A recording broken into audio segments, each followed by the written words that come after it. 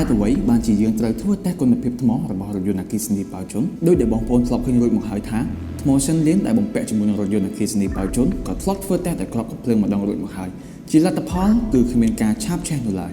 នៅក្នុងវីដេអូនេះយើងនឹងធ្វើតេស្តគុណភាពថ្មសិនលៀនម្ដងទៀតដោយការចាក់ដោយមជ្ឈវិទ្យាសាស្ត្រម្ដង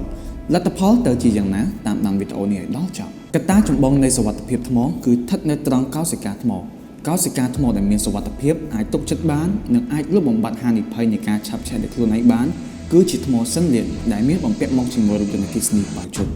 នេះគឺជាការធ្វើតេស្តកម្រិតខ្ពស់បំផុតដោយគ្មានការឆាបឆេះដោយឯងទៅលើកោសិកាថ្មសិនលៀនផលិតដោយក្រុមហ៊ុនមេ SGMW របស់ម៉ាករថយន្តបោជនផ្ទាល់1ការចាក់មជ្ឈវិទ្យាសាស្ត្រយ៉ាងឆាប់រហ័សដោយគ្មានផ្សែងមជ្ឈលមានអង្កត់ផ្ចិត3មីលីម៉ែត្រត្រូវចាក់ទម្លុះបញ្ឈរយ៉ាងលឿនចូលក្នុងកោសិកាថ្មក្នុងល្បឿន25មីលីម៉ែត្រក្នុង1វិនាទីរងចាំសង្កេតការរយៈពេល1ម៉ោងលទ្ធផលគឺគ្មានផ្សែង2ការចាក់មជ្ឈលទាំង5ពីច្រើនផ្ទៃដែលជាករណីដំបូងគេក្នុងឧស្សាហកម្មមជ្ឈលដែលមានអង្កត់ផ្ចិត5មីលីម៉ែត្រត្រូវចាក់បញ្ឈរចូលទៅក្នុងកោសិកាថ្មក្នុងល្បឿន4មីលីម៉ែត្រក្នុង1វិនាទីលទ្ធផលគឺសីតុណ្ហភាពនៃផ្ទៃថ្មក្រោម60អង្សាសេរងចាំសង្កេតការរយៈពេល1ម៉ោងតេស្តទី3ការដុតដោយឡដែលមានសីតុណ្ហភាពខ្ពស់ខ្លាំង200អង្សាសេ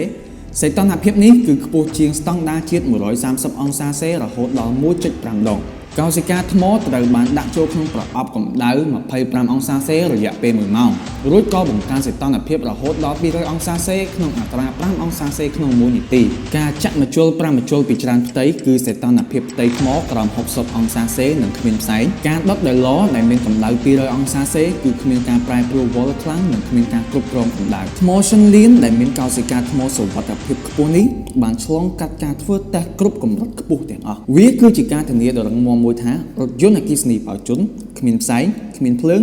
និងគ្មានការផ្ទុះដោយឯងបានឡើយសិនលៀនគឺជាបច្ចេកវិទ្យាថ្មដែលផ្ដល់ជូននូវសុវត្ថិភាពលំដាប់លេខ1សម្រាប់លោកអ្នកបច្ចេកវិទ្យាដ៏ឆ្លាតវៃគុណភាពកូនកាត់អាមេរិក